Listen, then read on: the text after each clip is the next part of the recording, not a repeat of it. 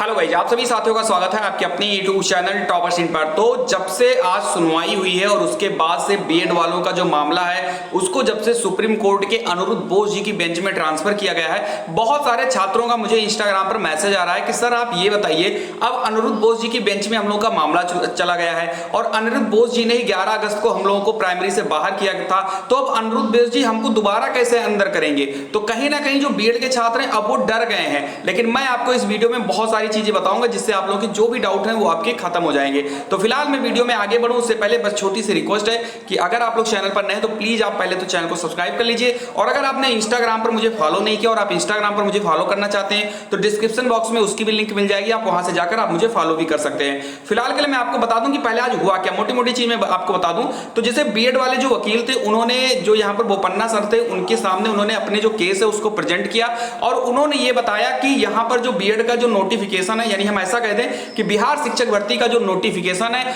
वो 11 अगस्त 2023 के ऑर्डर के पहले आया था। वहां पर बीएड के छात्रों ने पेपर दे दिया है, उनका रिजल्ट आना बाकी है। छत्तीसगढ़ में सुप्रीम कोर्ट की तरफ से ही अंतरिम राहत छत्तीसगढ़ के बीएड छात्रों को दी गई है। तो उसी के तर्ज पर यह बताया कि यहां पर जो बीएड के छात्र हैं बिहार शिक्षक भर्ती में जिन्होंने अप्लाई किया है उनको भी इस भर्ती के लिए राहत दिया जाए और उनका भी रिजल्ट डिक्लेयर किया जाए। जिस पर जो बोपन्ना सर थे, जाहिर सी बात है बोपन्ना सर को इस केस के मामले में सब कुछ नहीं पता है क्योंकि इस केस की पूरी सुनवाई अनिरुद्ध बोस जी ने की थी। यहां तक कि मैं आपको बता दूं जो बोपन्ना सर थे उन्होंने ये कहा कि ठीक है, अगर आपको इस केस की सुनवाई करवानी है प्रॉपर तरीके से, आपको कुछ भी कहना है वो आप अनिरुद्ध बोस जी की बेंच में जाइए, क्योंकि अनिरुद्ध बोस जी को इस केस के बारे में एक एक पॉइंट अच्छे से पता है।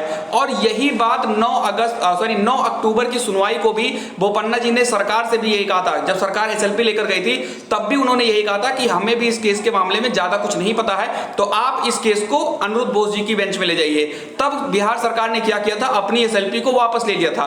कहीं ना कहीं बिहार सरकार को यह डर था कि ऐसा ना हो कि अनिरुद्ध बोस जी की बेंच में जाने के बाद में इस केस को खारिज कर दिया जाए। लेकिन अब बीएड वाले जो छात्र हैं वो अब अनिरुद्ध बोस जी की बेंच में गए हैं। उम्मीद है कि इसकी सुनवाई भी 16 अक्टूबर को होगी। एक मतलब ऐसी डेट आई है उड़ती उड़ती, अभी फिलहाल मैं इसको कंफर्म नहीं कर रहा हूं। 16 अक्टूबर को हो सकती है कि इसकी सुनवाई की जाए। जब ऑर्डर अभी शाम को आ जाएगा तो ऑर्डर में बताऊंगा आपको, उस ऑर्डर के हिसाब से फिर मैं बताऊंगा कि अगली सुनवाई आपकी कब हो सकती है। लेकिन मैं बीएड छात्रों को बता दूं कि एक सेकंड बता दूं, जो 11 अगस्त को ऑर्डर आया था वो एक अलग चीज था, जो आपकी सुनवाई होने वाली है अनिरुद्ध बोस की वो एक अलग मैटर है। 11 अगस्त को जो ऑर्डर आया था उसमें जो है अनिरुद्ध बोस जी ने ये कहा था कि अब जो बीएड है वो पीआरटी के लिए जो है योग्य नहीं है। लेकिन उस ऑर्डर में कहीं भी ये चीज मेंशन नहीं किया गया था कि जो भर्ती चल रही है या जो छात्र नियुक्त हो चुके हैं उनको भी बाहर किया जाए। ये चीज मैं आपको बता दूं, ऐसे में आपको एक पॉजिटिव सोच रख के चलना है।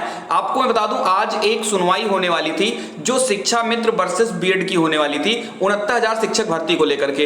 यह सुनवाई अनिरुद्ध बोस जी की बेंच में होने वाली थी। अगर अनिरुद्ध बोस जी इस केस में 69,000 को में बीएड को बाहर ही करने वाले होते तो वो तुरंत जो है इस केस में डिसीजन दे देते, लेकिन नहीं, वो 69,000 का जो मुद्दा है उसको भी वो सुनने वाले हैं। तो अनिरुद्ध बोस जी की बेंच में आज सुनवाई थी जिसपे उन्होंने 2 हफ्ते का समय दे दिया है शिक्षा मित्र वाले जो वकील हैं उनको। तो जो भी बीएड के छात्र हैं वो लोग अभी घबराए नहीं। आप लोग बहुत मैसेज और कॉल मुझे कर रहे हो कि सर अब क्या होगा, अब तो अनिरुद्ध बोस जी की बेंच में चला गया, अब क्या होगा हम लोगों का। तो परेशान नहीं होना है। जो 11 अगस्त को ऑर्डर आया वो अलग मैटर है। जो यहां पर अब बिहार सरकार की तरफ से जो यहां पर एसएलपी डाली गई थी या बीएड छात्रों की तरफ से जो याचिका डाली गई है, इनकी मांग ये है कि हमें इस भर्ती में मौका दिया जाए, क्योंकि नोटिफिकेशन पहले आ गया था, ऑर्डर बाद में आया। वो नई भर्ती के लिए नहीं मांग कर रहे कि मुझे नई भर्ती में यहां पर एलिजिबल किया जाए। तो आपको परेशान नहीं होना है, आपको सुनवाई का वेट करना है, सब कुछ सही होगा। तो अनिरुद्ध बोस जी की बेंच में सुनवाई का आप लोग वेट करिए। बाकी अब जहां देखो, अब एक चीज मैं फिर बता दूं यार, बीएड छात्रों का इससे बुरा कुछ नहीं होगा। अनिरुद्ध बोस जी की बेंच में कोई भी पॉजिटिव अपडेट आ सकती है, नेगेटिव अपडेट तो नहीं आएगी क्योंकि बीएड को तो ऑलरेडी पीआरटी से बाहर ही किया गया है। तो नेगेटिव अपडेट आने के चांसेस कम है, पॉजिटिव अपडेट वहां पर आने के चांसेस ज्यादा है। बाकी जो कुछ भी होगा वो वहीं से क्लियर हो पाएगी। ना हम बता सकते हैं कि बीएड प्राइमरी में शामिल होगा, ना आप बता सकते हैं, ना कोई वकील इस समय बता सकता है। इस समय सिर्फ और सिर्फ अब सभी की निगाहें, पूरे देश की निगाहें अनिरुद्ध बोस जी की बेंच पर है और वही जो है बीएड के छात्रों का इंसाफ कर सकते हैं और उनको न्याय दे सकते हैं। तो ये रही आज की अपडेट। बाकी आपको डरना नहीं है। मिलते हैं अगली वीडियो में, तब तक के लिए खुश रहिए, मस्त रहिए। जय हिंद।